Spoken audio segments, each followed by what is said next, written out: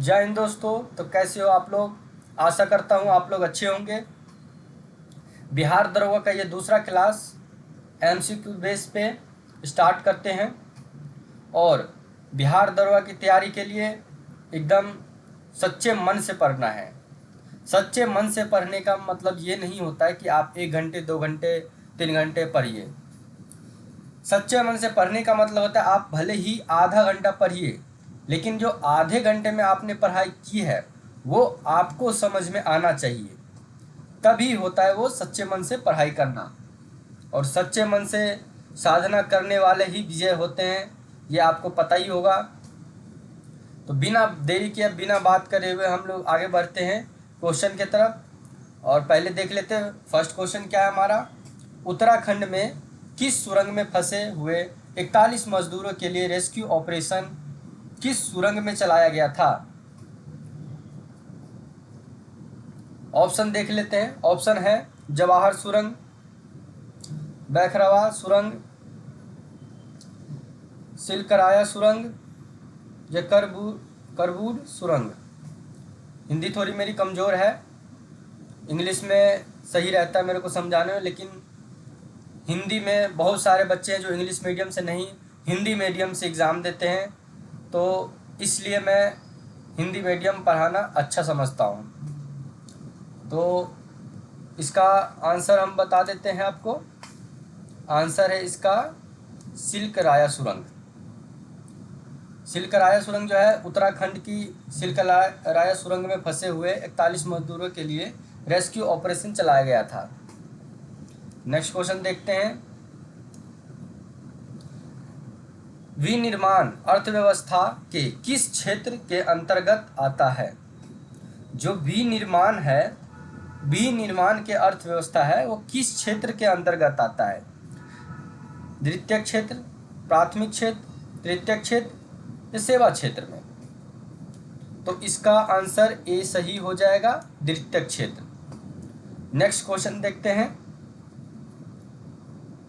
Next question है हमारा, हिंदी में है तो मैं इंग्लिश बोल रहा हूँ। प्रश्न नेक्स्ट दूसरी प्रश्न देख लेते हैं। भारत विभाजन के संदर्भ में कौन सा कथन सत्य है। भारत विभाजन के संदर्भ में, जब भारत का विभाजन हुआ था उस संदर्भ में कौन सा कथन असत्य है। सबसे पहले बात कि आप लोग क्वेश्चन को ध्यान से देखिएगा कि क्वेश्चन में बोला क्या गया है। यहाँ पे लिखा है कथन असत्य है, मतलब गलत है। यहाँ पे सत्य सत्य भी हो सकता है यहाँ पे। तो ये आपको क्वेश्चन ध्यान में रख कर के आंसर देना है। और कई सारे ऐसे प्रश्न होते हैं जिसके आंसर में ही क्वेश्चन में ही आंसर छुपा होता है। तो बिना टाइम गवाए हम लोग पहले आंसर देख लेते हैं। इसका आंसर होगा सी, द्रव्य राष्ट्र का सिद्धांत लागू था। ये इसका सही आंसर हो जाएगा, बाकी तीनों आंसर गलत है।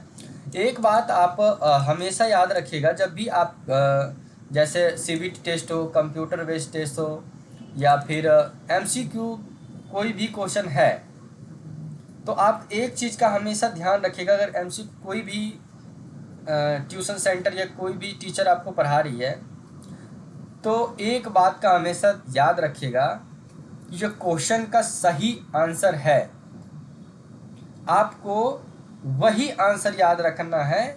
बाकी जो 3 ऑप्शन होते हैं उसको आपको देखना भी नहीं है। जब कोई पढ़ा रहा हो, आपको तब की बात बता रहा हूँ, पेपर करते समय आपको चारों देखना है। जब कोई आपको पढ़ा रहा हो तो आपको जब सही आंसर पता चल जाए उसके बाद तीनों क्वेश्चन जो ऑप्शन जो होते हैं उसको ध्यान नहीं देना है। चलिए नेक्स्ट क्वेश्चन देख लेते हैं हम। बालाघाट निम्न में से किस राज्य में स्थित है। बालाघाट निम्न में से किस राज्य में स्थित है। राजस्थान, गुजरात, मध्य प्रदेश या छत्तीसगढ़। तो इसका आंसर हो जाएगा मध्य प्रदेश। बालाघाट मध्य प्रदेश में स्थित है। और हाँ, इसका मैं जो व्याख्या है वो जब लॉन्ग टाइम क्वेश्चन पढ़ाऊंगा तो ये सारे जितने क्वेश्चन है हमारे पास, ये अभी मैं शॉर्ट फॉर्म पढ़ा रहा हूँ ओनली आपके माइंड को खुलने के लिए। जैसे मैं अभी जो चीज़ पढ़ा रहा हूँ और लॉन्ग टाइम में पढ़ाऊंगा तो आपको तुरंत याद आ जाएगा कि ये क्वेश्चन मैंने किया हुआ है, और उस समय आपको ये क्वेश्चन रिवाइज भी हो जाएगा साथ साथ में। और ये मत सोचेगा कि ये सिर्फ हिंदी या इंग्लिश या जीके जी ऐसे एक नहीं है। जो एमसीक्यू में क्वेश्चन कराता हूँ इसमें GK, GS, Hindi, English, math, reasoning सभी क्वेश्चन को मिला करके ये बनाया गया है एमसीक्यू क्वेश्चन जो मैं पढ़ा रहा हूँ। और अलग अलग क्वेश्चन इसमें आते हैं और वो मैं आपको करके दिखाऊंगा। पहले एमसीक्यू क्लास ले लेते हैं, उसके बाद हम लॉन्ग टाइम की क्लास लेंगे। तो इसका आंसर हो जाएगा क्या? मध्य प्रदेश राइट आंसर हो जाएगा। अगला प्रश्न देख लेते हैं। सीमा सड़क संगठन की स्थापना कब की गई थी? ये BRO का मतलब होता है, B का मतलब हो गया बॉर्डर, R का मतलब हो गया रोड, और O का मतलब हो गया ऑर्गेनाइजेशन। BRO का फुल फॉर्म होता है बॉर्डर रोड ऑर्गेनाइजेशन, ये BRO का फुल फॉर्म होता है। तो हम सबसे पहले ये देख लेते हैं कि इनका जो स्थापना है कब किया गया था। तो इसका आंसर हो जाएगा A, 1960 में इसका स्थापना किया गया था। किसका? BRO, border road organisation. प्रथम महिला AIDE कैंप किसे चुना गया था? प्रथम महिला AIDE कैंप किसे चुना गया था? ऑप्शन हमारे पास 4 हैं। एक ऑप्शन PDF पेज की वजह से नीचे चला गया है, तो पहले क्वेश्चन को हम देख लेते हैं ध्यान से।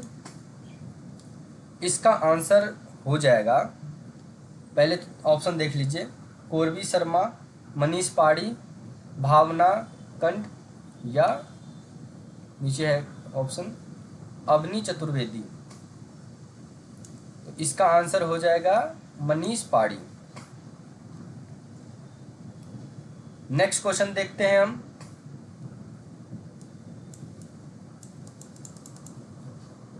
निम्नलिखित में से चुनाव आयोग का कौन सा कार्य नहीं है?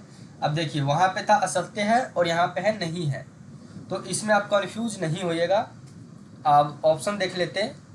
आचार संहिता की घोषणा करना, मतदाता सूची तैयार करना, मतदाता केंद्र की स्थापना करना, चुनाव चिन्ह अंकित करना।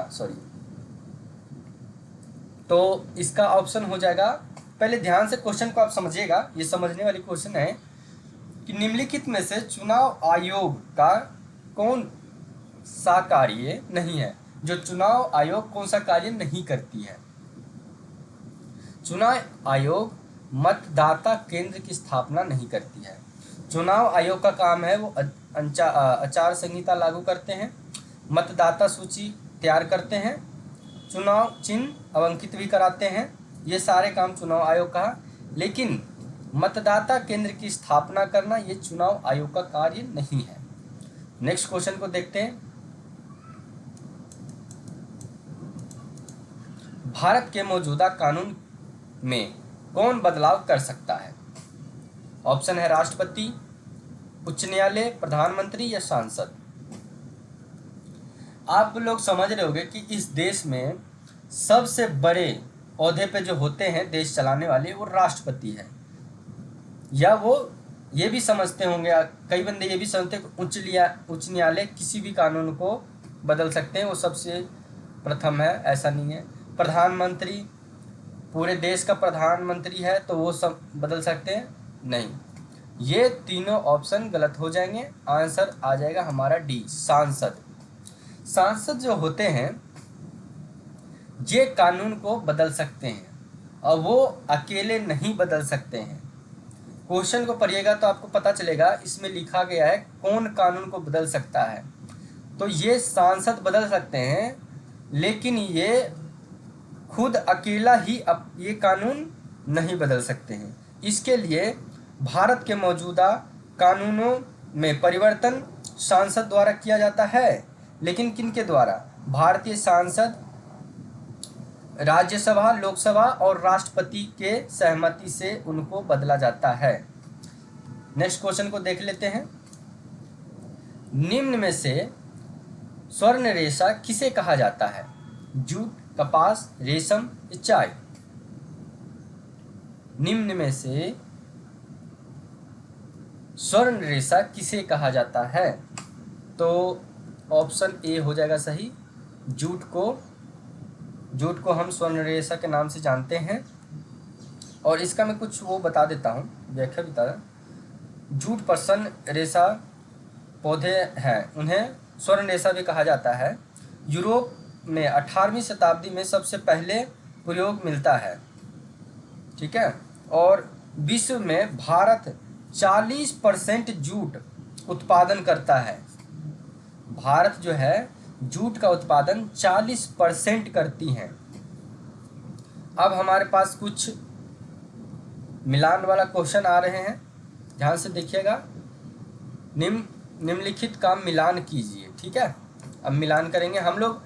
जब से मतलब मान लीजिए जब से शुरू से पढ़ाई करते हैं, फर्स्ट से लेकर के 10th 12th तक, हम कुछ ना कुछ मिलान वाला क्वेश्चन हमारे पास आता ही आता है।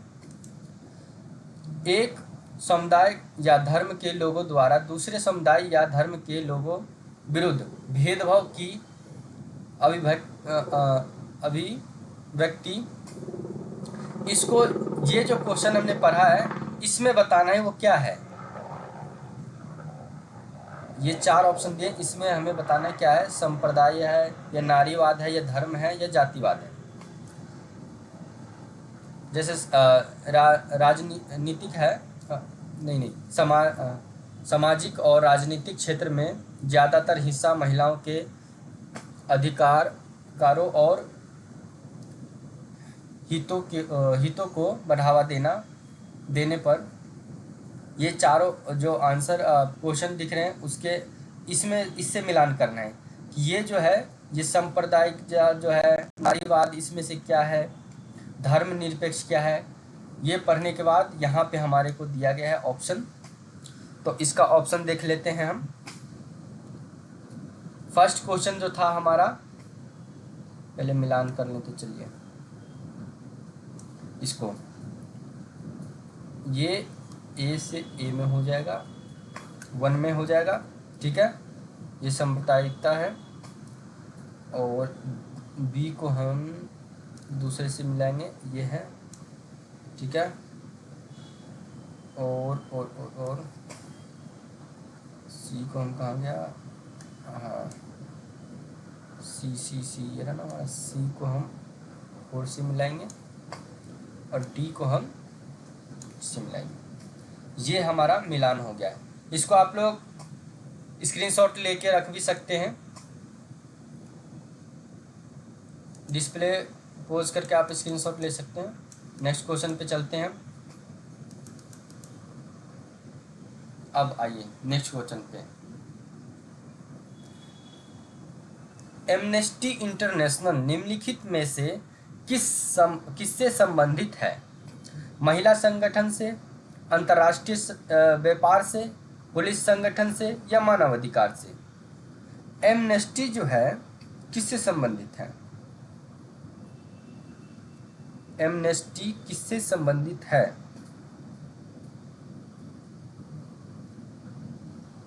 एमनेस्टी मानव अधिकार से संबंधित है, ठीक है। इसका व्याख्या, मानव अधिकार से जिसका स्थापना 28 मई 1961 में लंदन में की गई थी। इसका जो स्थापना है 28 मई 1961 को लंदन में किया गया था। और ये जो है संस्थान मानव अधिकार से संबंधित है। इसका उद्देश्य है मानवीय मूल्यों एवं मानवीय स्वतंत्रता को बचाने एवं भेदभाव मिटाने के लिए हर तरह से मानव अधिकार के लिए लड़ाई करना। नेक्स्ट क्वेश्चन को देखते हैं। मानव अधिकार को समर्पित पहला टीवी चैनल किस शहर में लॉन्च किया गया था? ये बताइएगा आप। इसका क्वेश्चन आपको देते हैं, चलिए आप बताइए, मैं कुछ सेकंड आपको देता हूं। दिल्ली, पेरिस, न्यूयॉर्क या लंदन?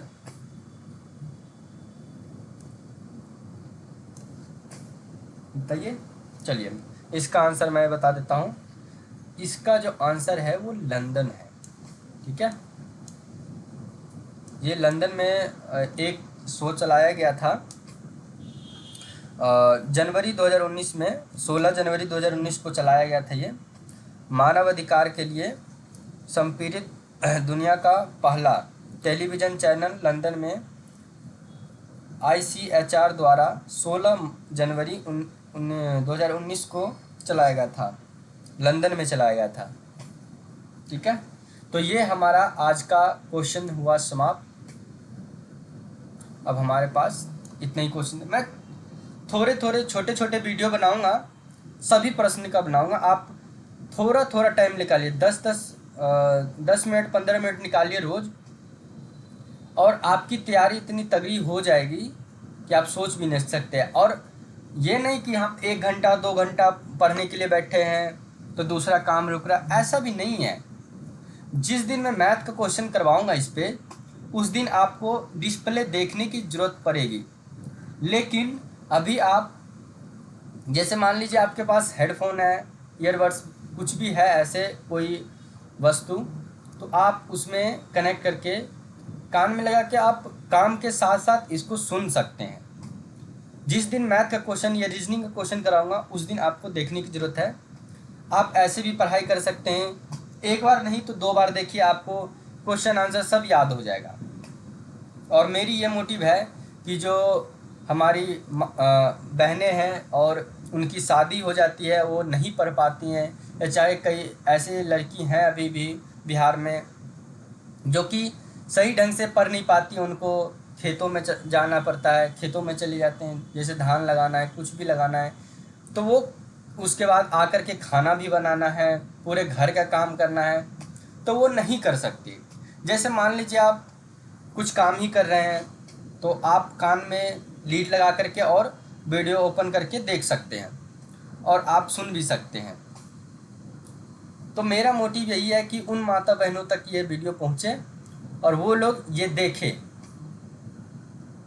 ताकि उनका जो भविष्य है, अरे आपसे कोई दिक्कत नहीं है, आपसे 1 साल में नहीं हो रहा है ना, कोई दिक्कत नहीं है, आप नेक्स्ट ईयर ट्राई कीजिए, लेकिन उम्मीद मत छोड़िए। उम्मीद नहीं छोड़ना है, बस आपको उम्मीद बनाए रखना कि हम कर लेंगे। देखिए एक शब्द में बताता हूँ, इसको मंत्र जाप की तरह रख लीजिएगा। मन के हारे हार है और मन के जीते जीत। तो जो आप मन में ठान लेंगे, मान लीजिए आपके पास काम है और आप सोच लिए कि नहीं मुझे क्लास भी लेना है, ये 10-15 मिनट की क्लास ले लेनी है, तो आप हेडफोन कनेक्ट किए या लीड लगा के आप ये क्लास ले लेंगे। लेकिन आपका मन ही नहीं करेगा, चलिए छोड़िए बाद में कर लेंगे, तो आप कभी भी नहीं कर सकते। इसीलिए इस चीज़, जब भी पढ़ने का मन ना करे, चाहे कुछ भी ऐसा काम हो जो आपको लाभदायक ना करने का मन करे, तो यही चीज़ एक बार सोच लीजिएगा कि मन के हारे हार है और मन के जीते जीत। तो मैं बस यही कहना चाहूँगा कि आप लोग पढ़ाई लिखाई पे ध्यान दीजिए। घर गृहस्थी का काम होता ही रहेगा, लेकिन टाइम निकालना पड़ेगा आपको। बिना मेहनत किए कुछ भी नहीं होता। बिना बन गए श्री राम भी मर्यादा पुरुषोत्तम राम नहीं बने थे। कष्ट सबको है, और कष्ट में जो पढ़ाई करने का मज़ा है वो तब आता है जब आप सफल हो जाए। तो बहुत बहुत धन्यवाद देते हैं कि आप लोग हमारे साथ जो दिए हैं और जो देंगे, और जो नहीं भी देंगे उसको भी धन्यवाद करते हैं। और मैं चाहता हूं कि आप लोग वीडियो देखिए, भले ही लाइक या सब्सक्राइब मत कीजिए, कोई दिक्कत नहीं है, लेकिन वीडियो ज़रूर देखें। तो चलते हैं, हम मिल लेंगे अगले वीडियो में। ये क्लास दूसरा समाप्त हुआ, और शॉर्ट वीडियो में भी मैं एक एक क्वेश्चन डालता हूँ, तो शॉर्ट वीडियो आप लोग ज़रूर देखें। उसमें भी ये क्वेश्चन सब आता है, जो लॉन्ग टाइम वीडियो नहीं देख सकता वो शॉर्ट वीडियो अपना 5-5 या 6-6 करके वो वीडियो देख सकते हैं। तो चलते हैं, जय हिंद, जय भारत।